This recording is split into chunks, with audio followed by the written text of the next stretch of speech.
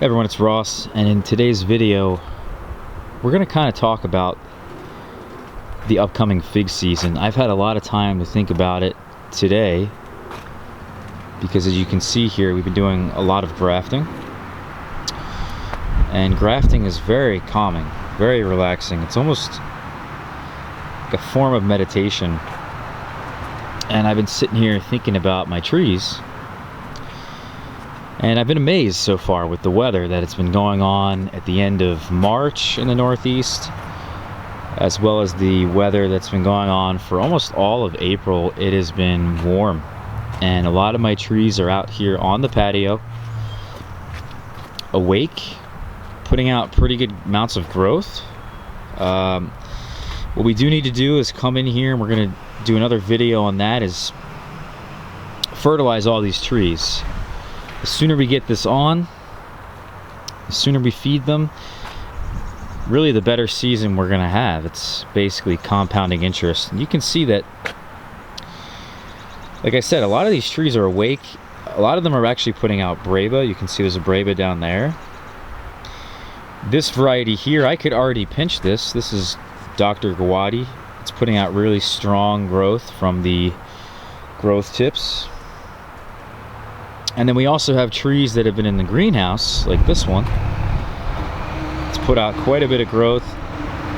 These were woken up sometime in early to mid-March, and you can already see that some of them are actually putting out figs. And they've had no trouble, believe it or not, adjusting to the outdoor conditions. I've been very surprised. Just in general, I would say, my season is looking incredible for not just the figs, but for everything. Even, I mean, look at the che tree. It's almost fully leafed out. Even the jujubes, which are like the last thing to wake up, are putting out new branches, putting out new leaves. You can just see how incredible some of these trees look. We have breva here on Strawberry Verte, as well as it's putting out main crop on its own. I didn't even have to pinch this tree, although I did pinch these limbs over here on the Sweet Joy, and they're now forming fruits. About 7 to 10 days later after we pinched. I also want to point out that these pots here, these 5-gallon size pots on this wall, these are our production trees for next year. What does that mean exactly? Well, we've been grafting and trialing so many new varieties that every year my production gets sort of limited. Even though I have all these trees, I've got them, just a ton of them here on the patio.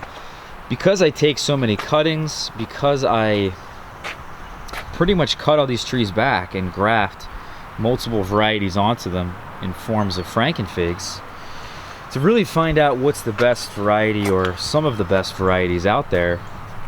This is certainly limiting my production on these specific trees. So this tree here would have put out maybe even 50 fruits if I let it fruit. Not that these new grafts here won't actually fruit for me, but the production's going to be much worse.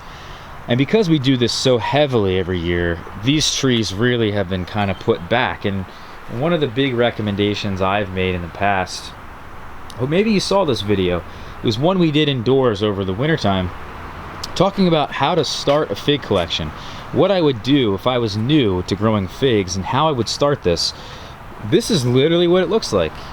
This is the beginning of what I would consider my production trees, the base of what is really important, which is high quality fruit from varieties that are proven to do well in my area.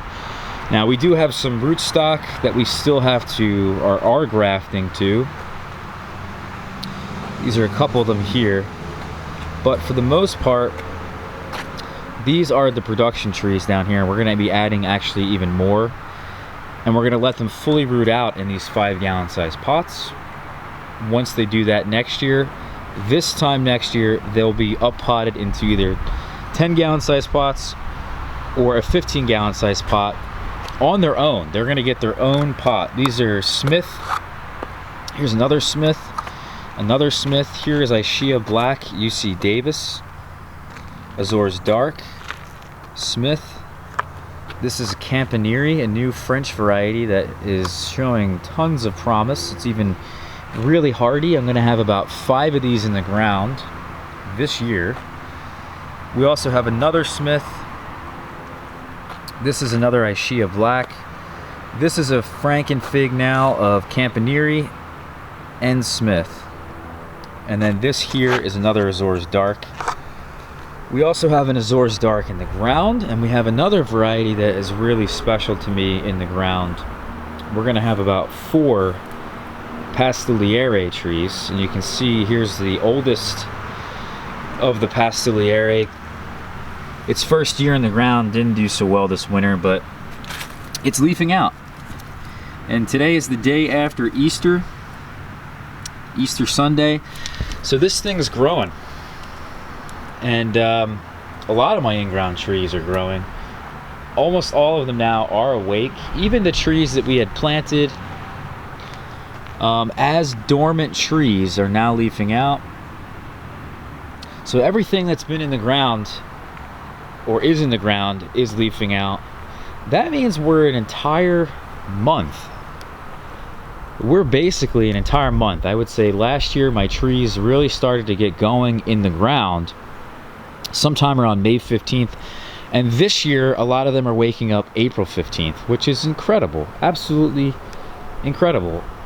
That's just mind-blowing that we're at least 3 weeks ahead of time.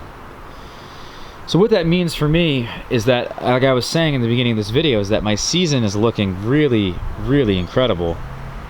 And I should get really high production off of a lot of these trees, even the in-grounds.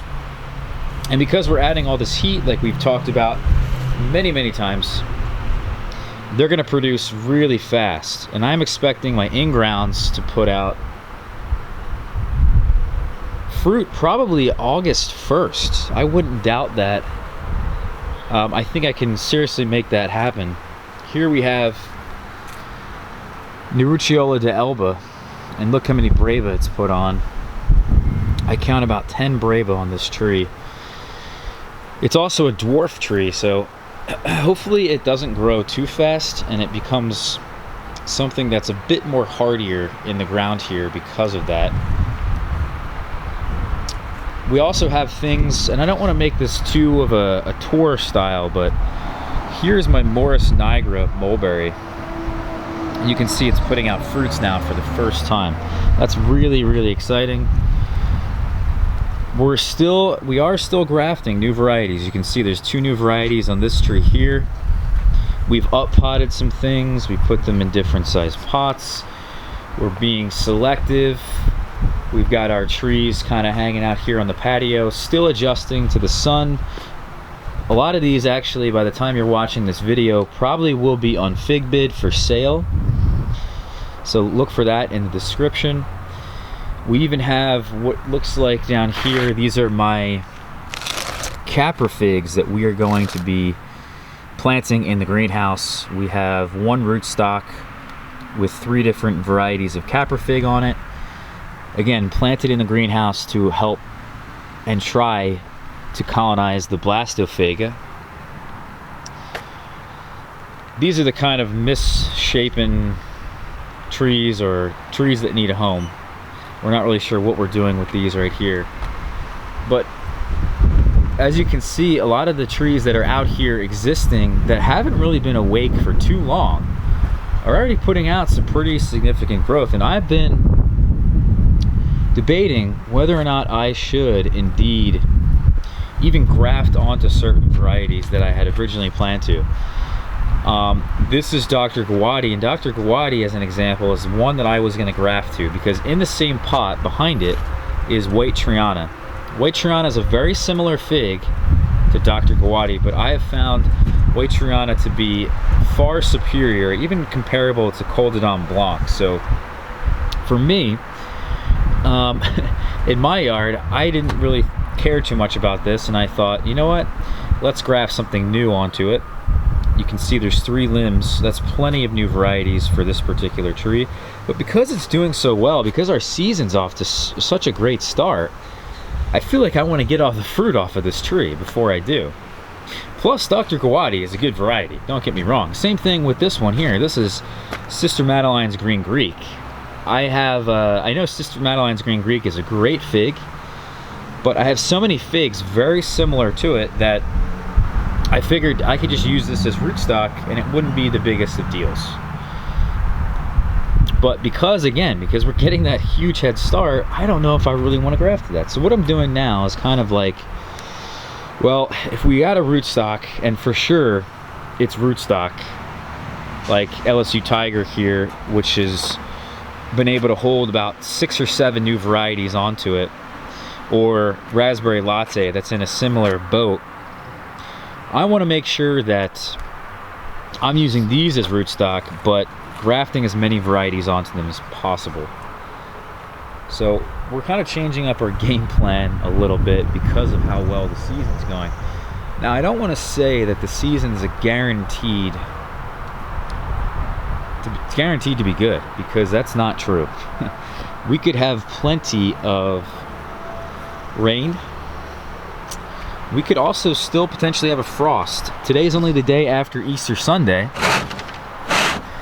And to be honest with you, our May 1st is our last frost on average. So the 10-day forecast looks good, but it's starting to look a little bit worse as we go a bit further into the 10-day forecast and we get towards the end of April. We did have some scares last year at the end of April.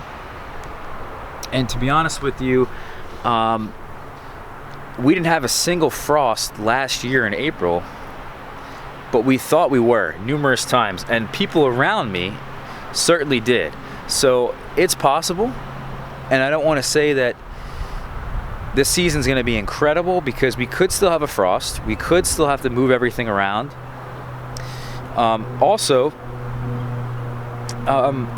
We could have tons of rain that comes in the fall, and all that rain just completely ruins the quality of our figs. It has been predicted that we're gonna have a good April, we're gonna have a hot summer and a dry summer. So I don't know how accurate that is. I doubt it's very accurate. For me, I've been thinking that May is gonna turn out horrible, because we've had such a warm April that it's only averages at this point, that because we've had so many warm days, we're gonna have so many cold days later in the season. So I don't really know what to expect, but I'm saying that this year's off to an incredible start.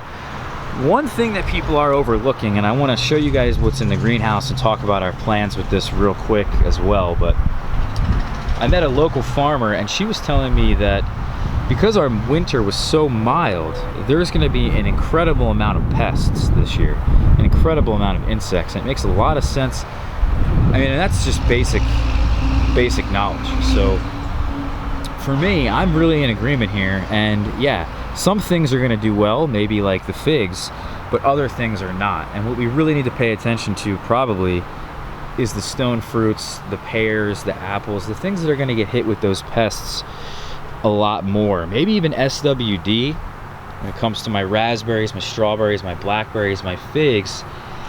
They could be out of control in a much larger way. Now, the greenhouse here, and I want to kind of end on this, is that we've put on tons of growth in here. We've pinched a lot of the tips to induce fruiting. Some of them have even started fruiting on their own. I didn't have to do anything. Is what I like to call is bolting, but who knows really what the right term for this is. But the point is, there's been a lot of heat in here, and the sunlight hasn't been too great, but the heat has really increased the metabolisms of these plants, and they've gone nuts. What we're gonna end up doing is taking a lot of these out of here. I have a friend coming, my buddy Chris, that I met him at the Staten Island Fig Festival. For those of you guys who want to come and meet me, that's a great place to do it. But we're gonna take about half of these, maybe about 75% of these, that at this point have already put on a lot of growth. You can see this is a good amount of growth here. This is even a decent amount of growth, even though that's really only about 4 or 5 inches or so. You've got this branch down here, I mean, some of this looks real good. Some of this doesn't look nearly as good as the others, but for the most part, everything's kind of doing pretty well. But whatever's looking real good, we're gonna take it out of here because it's already gotten its fair share of head start. Plus, I need to thin out some of these new branches if I can. I need to pinch if I can. I need to feed all these trees. And they need to get more sunlight because they're in a position now that's not getting a lot of sun. So we're gonna take some of these out of here that are doing well, stick them on the patio with the other trees. And then the rest that are not doing so well will stay in here until about maybe mid-May to even late May. So maybe even June 1st, they could be in here. And the whole goal is to keep the windows open, really bring in a lot of airflow. This door will remain open. The heater will be brought out of here, and we will kind of continue that head start process. Keep giving heat to these really late varieties that need it to fruit. And this is a big reason why I get fruit set on a lot of these late varieties, so they can actually ripen for me before or even around September 1st. So that's really the video, guys. That's kind of what's going on with the season here. I've been really, really excited. I know everybody in the Northeast has been excited. It's legitimately a whole month ahead of last year. So, all right, guys, we're gonna come up with another video coming out soon on fertilizing these trees. I have to do that today as well. Also, if you haven't already, we mentioned it, but check out FigBid, the link in the description. We are selling a lot of these rare varieties of figs. Some of these don't look too good, but we're gonna sell the strongest, the healthiest looking ones first. Let the other ones grow out. Get some nice growth on them before we actually sell them. All right, everyone, thank you so much for watching this one. Also, follow us on Facebook, Instagram, and Twitter if you guys are on there. We put out a lot of different content. Also, check out the website, rossready.wixsite.com/blog. We have a nice little blog post there detailing the entire timeline of these figs, what you should be doing from day 1 of the season to the end of the season. It's all written out there for you. Of course, we're going to bring you along, you know, throughout the season and tell you guys what's kind of to be expected, but it's all there in case you guys are wondering. All right, everyone, thank you so much, and I'll see you for tomorrow's video.